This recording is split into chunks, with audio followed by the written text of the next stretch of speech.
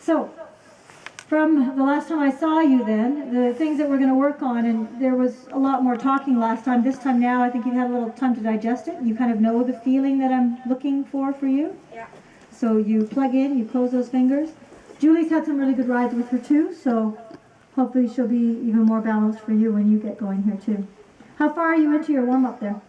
I've just done a little bit of trot. She Okay. was a little bit fast and I was Okay. probably a little bit nervous. Okay, that's okay. So, Yeah, that's okay. I'm sorry I'm a few minutes late there. We just got tied up there. Okay. That's fine. So, position-wise, Yes. is my butt under enough? Are you sitting on your butt, basically the back of your glutes? Then yes, it is. If you can feel that there's a little bit of a stretch through the front of your thigh where it attaches through into your hip, then yes, you are. Like right there. That little feeling of kneeling down. Okay. And it has to stay relaxed. That it's not a case of, tucking your bottom under and then everything's all crunched up, right? You want to let your lower back relax. You want to let, basically your fleshy parts just sit down and relax into the saddle. There, that angle right there is really, really good. If you were to be able to see that your jaws, you know how the jaws have a seam up into the waistband? If that stays vertical, you're at the right spot. Okay, when you see, if you have a peek down, you see that seam is a little tilted forward, well then you're tilted forward. Okay. There, right there. Good, and make sure you're sitting on your outside seaphone too. There you go, feel that? You stay in the middle of your horse, regardless of where your saddle goes, regardless of where your horse goes, you stay in the middle of your horse, both seaphones down, legs long. And relaxed. And relaxed. Well, with enough tone that you can hold yourself. It's like when we walk. We don't walk all stiff and, pokered up. Most of the times we can manage to stay upright without having to overuse our muscles. So you need to ride the same as you walk in terms of your upper body position. And then in terms of the tone of the muscles, that you use only enough of your musculature to maintain that posture and to balance as the horse is moving underneath you. Yeah, like that. I feel myself every now and then like clenching up and holding it all, right? Yeah, and when you do that, that's a bit like, it pushes you off the saddle, so you're a bit like a cork on water, where you start floating above your horse instead of being able to allow your horse to lift your seat, you're kind of bobbling along on top. The other thing it does is because you tighten, it's a bit like driving with the parking brake on. Okay, how is she supposed to sort through you toning up your core and half halting when you're already half toned up? Right? It makes it very difficult for the horses to discern what's an aid and what's the rider just trying to find her balance. So you stayed like right there. That's good tone right there in your posture. Can you feel that change as you want to cross? Yeah. And that's the work, right? That's the riding, is trying to get into the right posture. So learning what leg goes where and what hand goes where. And then also you start to work on the timing between the seat, leg, and hand. Yeah. And that we did that a little bit last time. And yeah, exactly. You feel that? Yes. And that it's very small. I mean, these horses, they can feel a fly. So, of course, they feel us. It's just discerning the aid and what we want. So walking on, shoulders down through the hips. Yep. And when I say walk on, it doesn't have to be big, huge, and really zooming along. It's just ask for a little more impulsion. Ask for a tiny bit more push from behind and the balance. Yeah, like that. And then you work on your timing. Legs long, toes and knees pointed forward, shoulders down. Did you watch a little bit of the tape at all? You didn't have a chance? I haven't seen what she took the other day. No problem. No. And sitting, elbows to your side, there. I always used to have like a glass of wine before I watched because I just ripped myself to pieces, right? So you have to be very kind when you watch it and make sure that when you're looking, that you're looking at the positive things too. That you're not just looking and because it's you, feeling that you can be really mean to the person on the horse. You have to look at it and go, wow, she really sat in well there. Whoa, she really got the timing. Instead of, well, that rider needs to do this, that, and the other. Right? Be kind, because you will be able to move further in your riding if you do that. Good. Walking on. Come. There. Good. So down the long side, and let's do just a few walk to halt transitions. And the reason for doing that is because you mentioned that when you go to trot, she was rushing a little bit. So, body tall, and sit in, and half halt, and halt. 1-8. Very good. And sit still. Stay. And then walk on again. Body tall and walk. Leg. I need to see you squeeze a little bit to the right calf too. Not just one side of your body, both sides. Straight. When you look in the mirror, that you have her lined up with her forehand just a tiny bit to the inside. Come on, walking on. Hind legs. She's got to have enough energy. There you go. She needs to have enough energy that you have something to shape. If she just kind of sauntering along, you won't have anything to be able to put into a frame. Good. And prepare to halt again. Have halt them and halt. Good. Whoa. Stay. Good. And then sitting tall and walk on. Yep. Keep a little tiny bit of contact, a little tiny bit of feel of her mouth. Yeah. And prepare to halt again. Have halt and halt. And you remember that concept of slowing your seat when you want her to slow down? Yeah. Yep. You can use that in the walk here too. That. No, you kind of just pulled on the hand, and that's okay. That's part of the learning, but understand that she will feel it. If you've ever danced with anybody who's not a very good dancer, and you have rhythm, and you know that this is 2-beat, not waltz beat, and this person is trying to waltz you around, it's really awkward, right? And at some point, you either ignore them and start leading, or you just kind of tune yourself out. So when you don't move in the rhythm, or you don't establish the rhythm, then that's what the horses do. That they either tune out and do whatever they want, or they'll rush off, or they'll stop. So you really, with your seat, have to establish not just the speed that you want to walk at, very good, but also what rhythm are you in? Are you in 2-beat? Are you in 3-beat for canter? Are you in 4-beat for the walk? And make sure that you're moving just that little tiny bit there, like there. You feel that? And now you stay moving that way, and when you want her to take smaller steps or slow down, well, slow down your seat and don't follow the movement so much. And if you want her to take bigger steps, well, allow your hip to go a little more forward, emphasize the forward, and put a little calf on. There you go. That is really good in your seat. And when you watch this video, if you were to look at your leg position at that point, you would see that your leg, upper and lower, it kind of forms like an arrowhead. Do you know what I mean? That if you were to draw a line and then with a little arrow pointing the direction, that's what your thigh and your lower leg look like.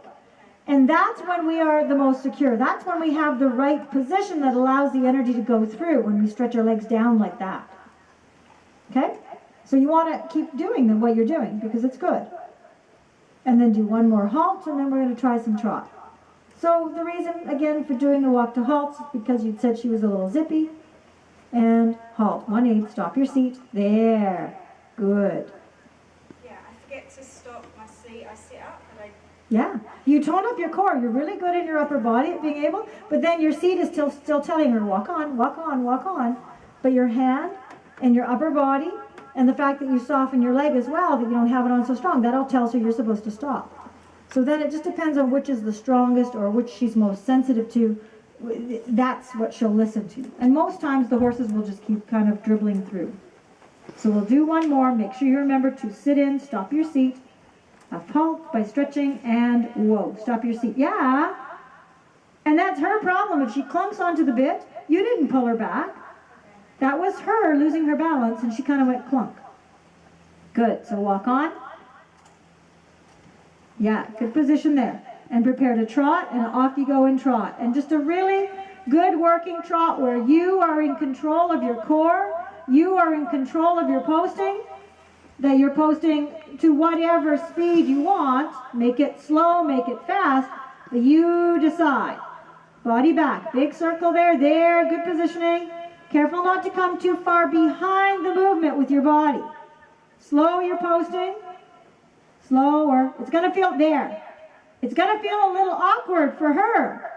There, got it, and come straight down the rail. Good correction on your diagonal. That doesn't matter. Just take your time. It'll take us a little bit to work her in. Slow your posting. I know, you want to pull on her face? I want you to slow your posting. No, don't be sorry. There, you got it. Big circle. You don't ever have to be sorry for where you are in your riding. Ever. It's just where we are. Thumbs up, body tall.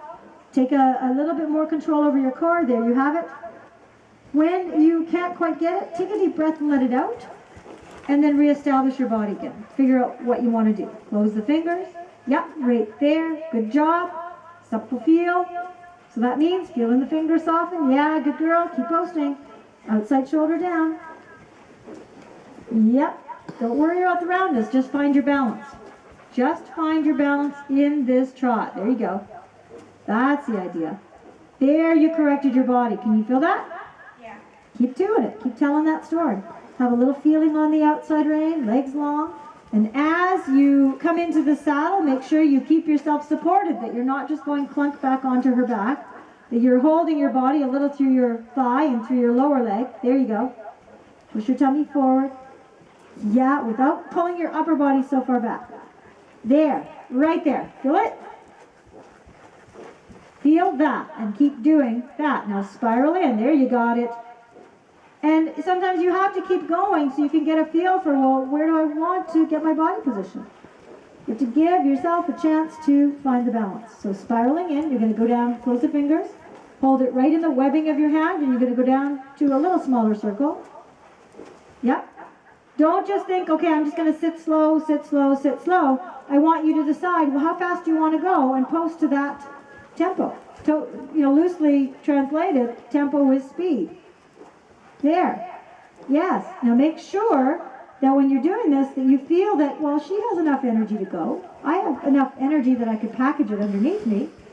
There you go. There you go. Yep. Exactly. Feel that? Yeah. Outside shoulder down and back. There, you're getting it. Trot on just a tiny bit. Tiny, tiny, tiny. I don't really want to see it. I just want you to feel it, that I could push my hip a little forward. I could feel a little with my leg, and the horse goes more forward. There. Now go out to the bigger circle again. Eyes up. Feel the roundness. Don't look for it. By the time you look for it, it's done. It's over. Yeah, good. And post low. So when I cluck and she hears it and she knows that that's what we're supposed to do, you control it. My horse, when Gina Smith comes to give me lessons, if she says canter, my horse canters. And then I'm sitting there going, not yet. And she's telling me, but Gina said I'm supposed to canter. So, and that's good that they're that responsive, but, you're the one up there riding. Yeah. Yeah. Exactly. That time you caught it. And then you go to sit trot, body tall, pushing your tummy forward. You got to sit on your outside seat bone, otherwise she'll just spiral right in. Yeah, breathe. I don't care if you do 10 rounds sitting trot. Doesn't matter. Breathe. There. Excellent. And then you stop your seat, close your fingers, yeah, outside seat bone, and not gripping so much through your thigh and knee, and softening the leg, and gently put a walk aid on, meaning tone up your middle, and close your fingers gently. Yeah, there, that's almost it. That's it. And squeeze and soften and squeeze and soften and squeeze and soften. She's got to, through all of that, the mare was trying to figure out, okay, what is she saying? Okay, because you were trying. I remember Julie rode her yesterday, and Julie's got a really good seat, and she's able to, like an educated seat that's able to just be refined and be really soft in terms of how, and subtle in how she gives the aid. Yeah. So the mare now has to switch over and learn and stay with you, right, in terms of how you ask her to walk. So it's just going to take a few repetitions. Plus, when you first went to sitting trot, you thought back to your warm-up when she was going too fast and you were a little bit this way. So then she keeps zooming. Yeah. So the important thing for you got to keep breathing, because that lets it go. That relaxes the muscles enough that when you close them and say, okay, we're going to walk now, and you stop moving, she goes, okay, that's different. That's something different than the push that you were giving her before. Yeah. Yeah? So walk for a moment. Did you get a cramp in your ankle, or are you okay? I did. I felt like I was gripping too much. Yeah, you were. And that's okay. That's all part of it in terms of part of learning how to balance yourself up there. Again, you're not sitting a little plastic chair like I am, right? There's not a lot of movement going on here. I can just sit. Whereas when you're on a horse, there's, if you want to call them attitudes, it's a bit like being in a plane where it can tilt one way or the other, or nose down, or tail down, or nose up, or whatever, including the speed. So you got a lot going on. And if you can stabilize your upper body and think more like the mast on a ship, and let your seat then come into her, and that's really where you direct the horse from, is your seat, she's going to get better and better and better. Seat right now is really good. Your posture, shoulders down through your hips, keep them aligned over your hips, you're not leaning back, there. Right there, you should feel pretty secure. If I, like I said, had that power that I could whip her out from underneath you, you'd land on your feet. Good. So, pick up the rein again. Yep. Slow your seat. It's always seat, leg, hand. That's the order of go. Yeah. Remember how you asked her to halt? Ask her to halt again. Halt. Oh, 1-8, close the fingers. Okay? Now when you go to walk, remember that. And you gotta let it go because you still got it on. What do you mean? As in, how you know how you used your body and you said stop walking? Yeah. So when you're trotting, you basically use your body and you say, stop trotting. Okay. You get it. Walk on.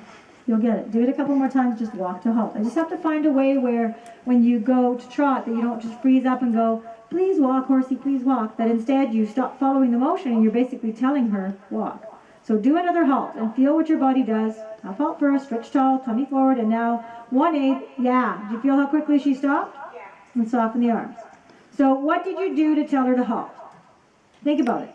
I sat up, squeeze my hands, squeeze my legs. Not a huge amount of leg, but what about your seat? Did you just let your seat do whatever, or what did you do with your seat? I don't know. You stopped it. You watched it on the video and it's pretty clear. You just went, "Arch," and the mare went, "Arch." Walk on, do it again. That's where you get, if you're just riding off your feet basically, or your legs and your hands, the mare's going to run through your aids every time. Every time. Because this mare is used to having sometimes a fairly strong contact, so she doesn't care if you pull on her mouth. She's like, bring it on, baby, I'll just lean here and you can carry me around the ring.